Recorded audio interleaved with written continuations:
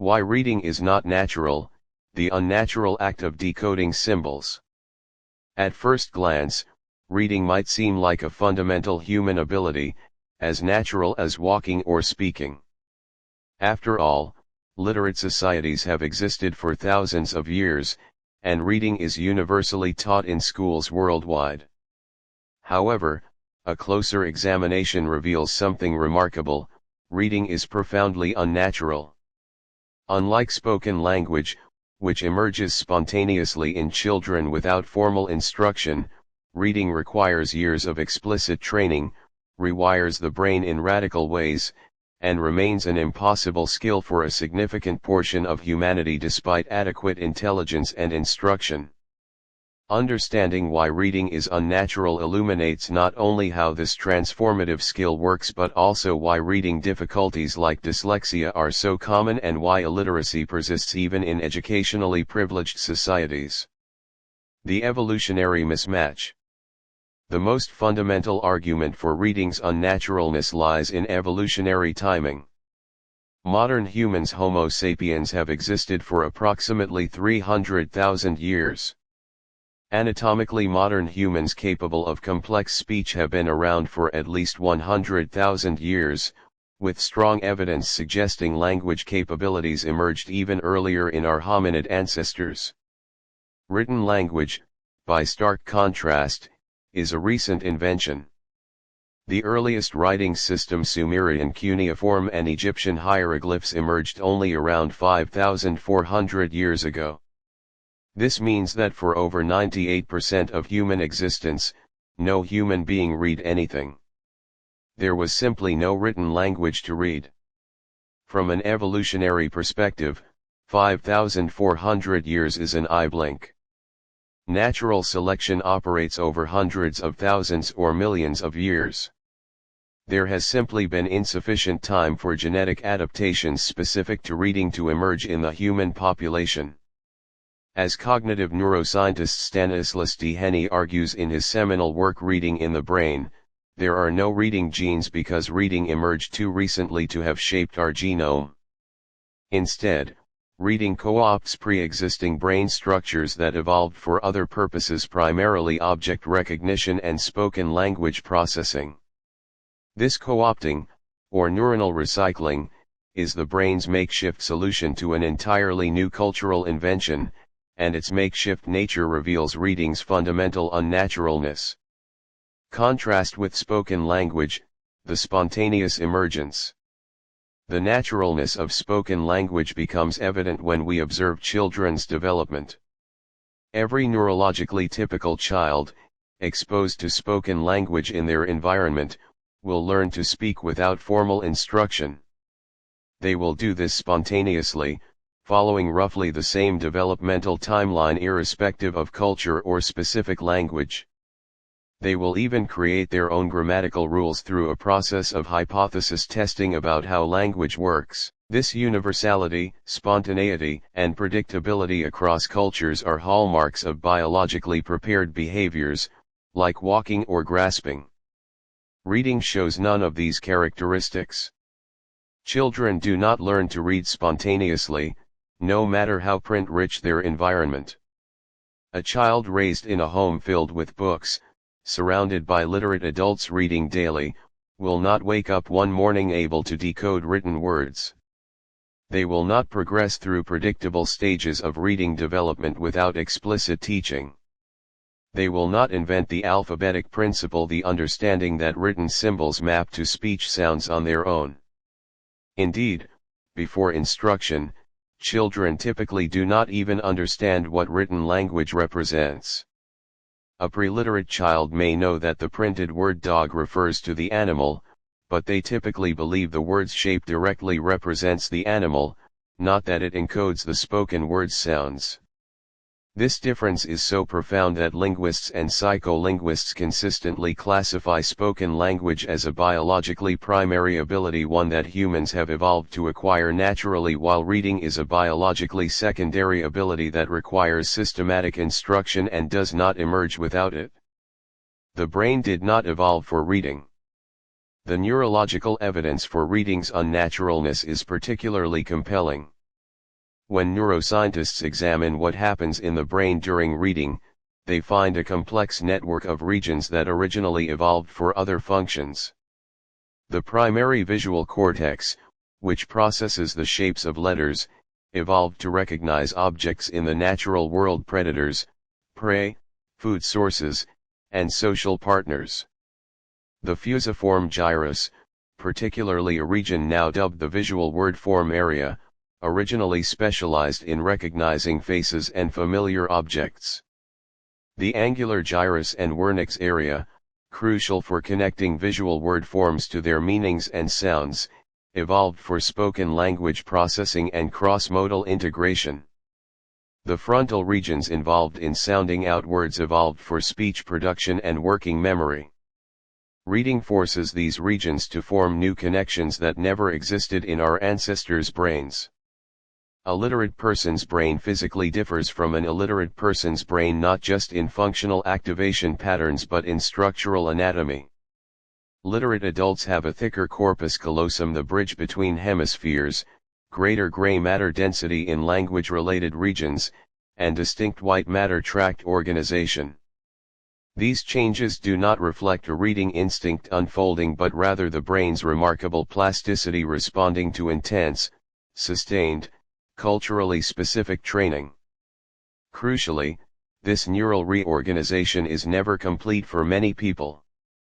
Because the brain's visual system evolved to recognize whole objects rather than sequences of small, recombining features, letters, some individuals struggle mightily to automatize this process. Dyslexia, which affects 5 to 17% of the population depending on diagnostic criteria, represents not a pathology of a dedicated reading module because no such module exists but rather the predictable variability in how well individuals' brains can repurpose evolutionarily older systems for a culturally novel task.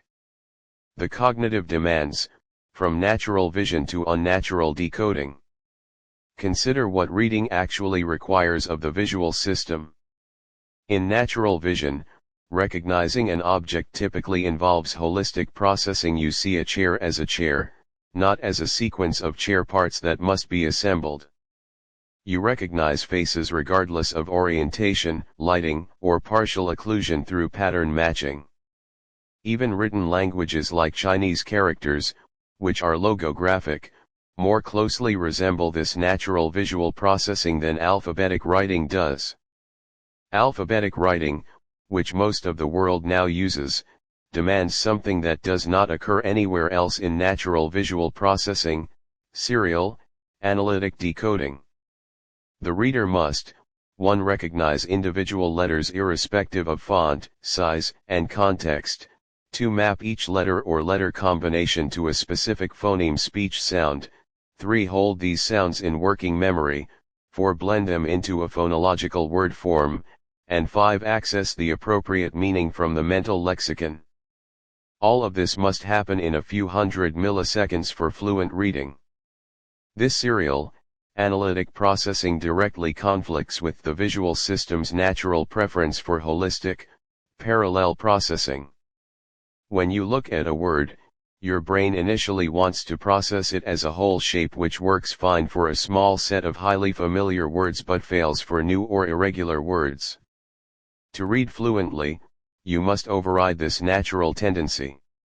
Beginning readers go through an agonizing stage of sounding out each letter K, A, T, cat precisely because their brains are fighting their evolutionary heritage. Working memory and the limited channel. Another indication of reading's unnaturalness lies in its working memory demands. Spoken language, despite its complexity, is naturally optimized for online processing. Speech occurs at a rate of about 150 words per minute, allowing the brain's phonological loop to process, maintain, and integrate information with relative ease. Speech also provides prosodic cues, pitch changes, stress patterns, pauses that chunk information into manageable units. Reading, particularly in its early stages, demands much more of working memory. The reader cannot rely on prosody and must simultaneously decode letters, access pronunciations, retrieve meanings, and integrate syntactic structure, all while maintaining the text's gist.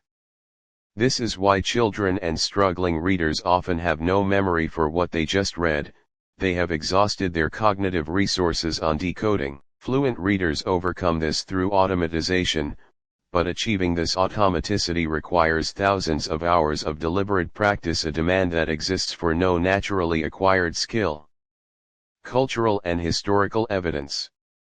The cultural and historical distribution of literacy further demonstrates reading's unnaturalness. Even among societies with writing systems, literacy remained the province of a tiny elite for most of history. In ancient Sumer, scribes trained for years in special schools to master cuneiform. In medieval Europe, even many monarchs were illiterate, and literacy rates remained below 20% until the printing press. Today, despite near universal primary education, global literacy hovers around 86%, meaning over 700 million adults cannot read. Many of these individuals have normal intelligence and normal language abilities. They live in societies with written language everywhere.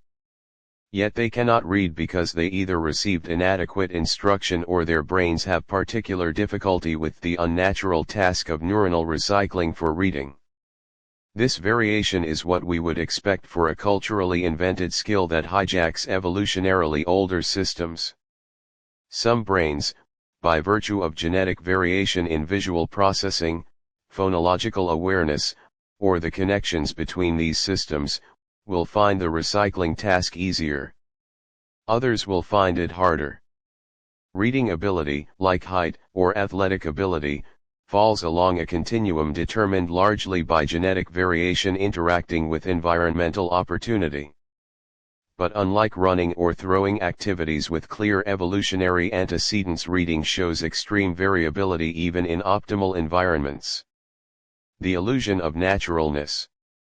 Why, then, does reading feel natural to fluent readers? The answer lies in the very neural plasticity that makes reading possible at all. Once the brain has recycled its visual and language areas for reading, the process becomes automatic and unconscious. You do not experience the letter-by-letter decoding, the phonological assembly, or the meaning retrieval. You simply perceive meaning directly, as though the words were transmitting thought directly. This automaticity, which emerges after thousands of hours of practice, creates the illusion that reading was always natural. But this is like a professional pianist's fingers flying across keys, creating the illusion that piano playing is natural, a dangerous illusion that masks the years of deliberate practice and the fundamental unnaturalness of the activity. Implications and conclusions. Recognizing reading's unnaturalness has profound implications. It explains why phonics instruction, which explicitly teaches the letter-sound mapping that brains struggle to discover independently, is essential for most beginning readers. It explains why whole language approaches that treat reading as natural and assume children will pick it up like spoken language have failed so disastrously for so many children. It explains why dyslexia is not a disease or a cognitive deficit in any general sense, but rather the predictable lower tail of the distribution of ability on an unnatural task. Most importantly, it explains why teaching every child to read remains one of humanity's most impressive achievements, not because it taps into a natural instinct, but precisely because it does not. Reading is a technology, arguably the most transformative technology ever invented. Like all technologies, it must be explicitly taught and deliberately learned. Recognizing its unnaturalness does not diminish its value, on the contrary, it magnifies the miracle that most humans can, with proper instruction, achieve this unnatural act. The ability to convert arbitrary visual symbols into language, thought, and knowledge across time and space is not our birthright as biological beings. It is a cultural invention that we, uniquely among all species on Earth, have learned to impose upon our brains. That it works at all, and works so well for so many, is a testament to human plasticity and human culture, not to nature, but to our triumph over nature. Appendix. This appendix provides a supplementary framework for understanding the political economy of reading instruction. While the previous analysis emphasized the neurocognitive reasons why reading is unnatural, this appendix introduces Pierre Bourdieu's sociological tool symbolic power and symbolic violence as a lens for interpreting why the unnatural act of reading is experienced differently across class and educational fields. It then highlights critical decoding theories that have not yet been systematically integrated with Bourdieu's framework, and concludes with a series of benchmarks for measuring decoding as an index of capital acquisition. Symbolic power versus symbolic violence in the literacy field. Pierre Bourdieu's sociology provides a powerful model for understanding the functions and consequences of literacies in the life paths of students. Two of his most salient concepts, symbolic power and symbolic violence, are frequently conflated but serve distinct analytical purposes. Symbolic power refers to the capacity of dominant social groups to impose their own meanings, classifications, and cultural practices as legitimate and natural across society. In the context of reading, symbolic power operates whenever a particular way of engaging with text, often the detached, analytic, slow reading of the educated elite, is established as the universal standard of literacy. This standard is not neutral, it reflects the habitus of those who have had access to prolonged literary socialization, often by virtue of their cultural and economic capital. When educators and policymakers treat one dialect, genre, or interpretive mode as the only legitimate literacy while delegitimizing others, they are exercising symbolic power. Symbolic violence, in contrast, is the mechanism through which symbolic power is internalized and reproduced. It occurs when dominated groups misrecognize the arbitrary nature of the dominant culture, accepting it as natural and inevitably superior, and thereby participate in their own subordination. In literacy classrooms, symbolic violence manifests when a struggling reader who does not speak the prestige dialect of the classroom concludes that they themselves are unintelligent rather than recognizing that the school's linguistic and literate habitus is foreign to their own home environment. Unlike physical coercion, symbolic violence is gentle, invisible, and perpetrated with the complicity of those who endure it. Within reading instruction, these concepts have been employed to critique cognitive reading programs.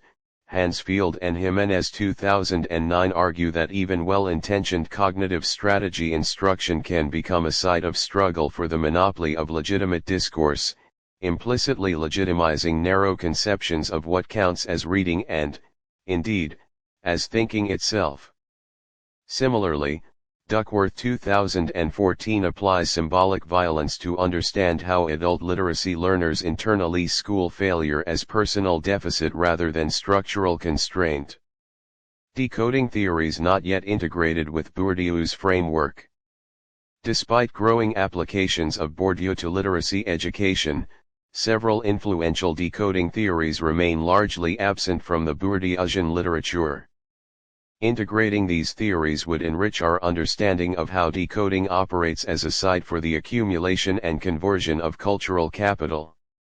1. The dual-route cascaded DRC model.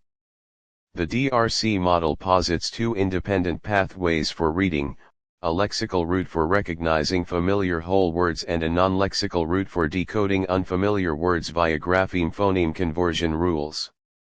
A Bourdieusian appropriation would ask, under what field conditions does a reader rely on the lexical route versus the sublexical route? One could hypothesize that readers from print-rich homes develop a rich orthographic lexicon early, enabling them to use the faster lexical route, converting text into capital more efficiently than peers forced to labor through the sublexical route. 2. Simple view of reading SVR. The SVR states that reading comprehension RC is the product of decoding D and language comprehension LC, RC equals D times LC. The SVR has been extensively used to identify students at risk for reading difficulties, but no research has examined how the field distribution of cultural capital shapes the relative contribution of D and LC across different socio-economic groups. A Bourdieusian extension would posit that children from low capital backgrounds may enter school with LC at grade level but D far below PAR because their home environment did not supply systematic explicit phonics. In a Bourdieusian analysis, this misalignment is not a cognitive deficit but a capital mismatch. The school field demands a decoding habitus that the home field did not inculcate. 3. Lexical quality hypothesis LQH.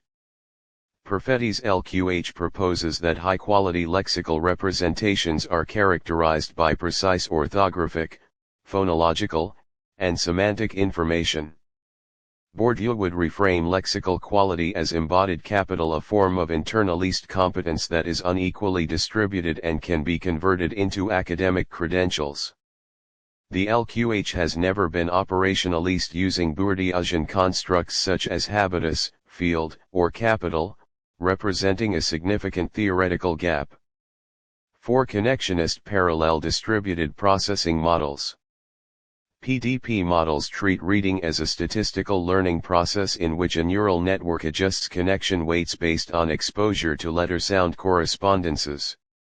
A Bourdieusian critique would challenge the exposure variable as a natural given rather than a social product, which children receive, which frequency and quality of decoding exposure is determined by their position in social fields.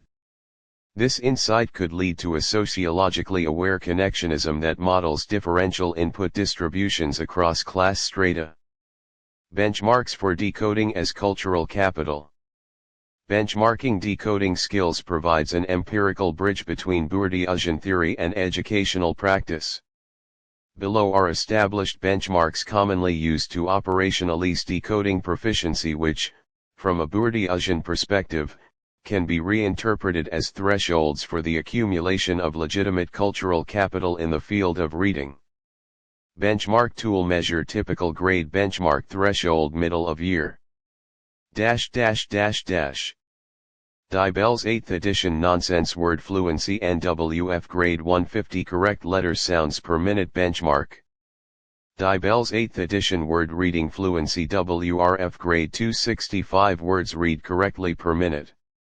Test of Word Reading Efficiency Tower 2 Phonemic Decoding Efficiency PDE Grades 1 to 12 Standard Score 90 Average Range. Progress in International Reading Literacy Study Pearls Decoding Subscale Grade 4 International Median Scale Score equals 500 SD equals 100. National Assessment of Educational Progress NAEP Word Reading Component Grade 12 NAEP Basic Level, Partial Mastery of Decoding. From a Bourdieusian standpoint, these numeric thresholds are arbitrary yet socially consequential. Students who meet or exceed the benchmark accumulate decoding capital, which can be converted into grades, teacher approval, and eventually academic credentials.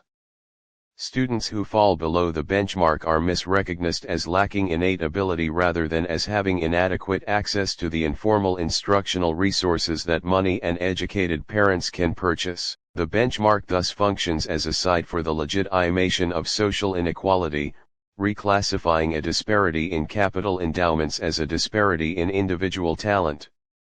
Conclusion. Reading is not only neurologically unnatural but also socially unnatural. Its acquisition and evaluation are embedded in fields of power that systematically advantage those who inherit the dominant literate habitus. Symbolic violence, enacted through standardist decoding benchmarks, convinces struggling readers that their failure is personal rather than structural.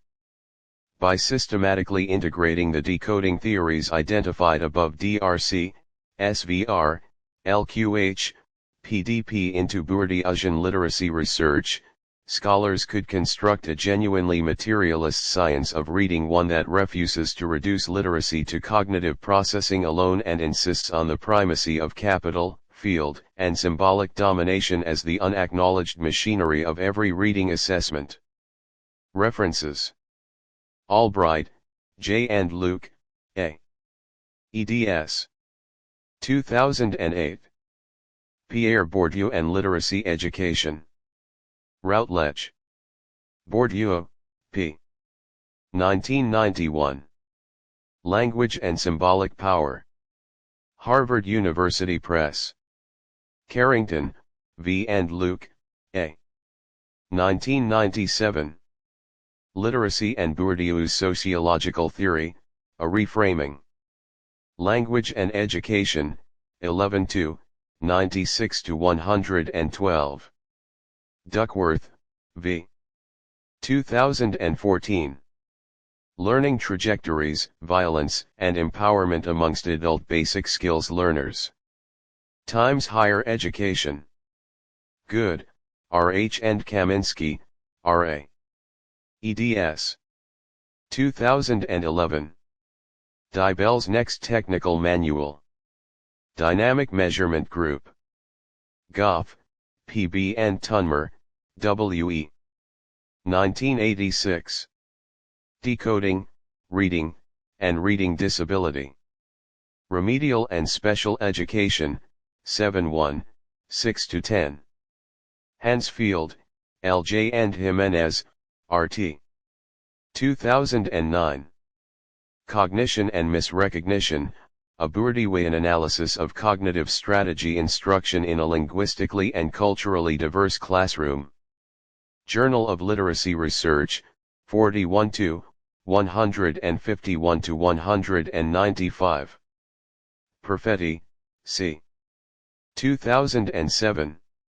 Reading Ability, Lexical Quality to Comprehension. Scientific Studies of Reading, 11-4, 357-383.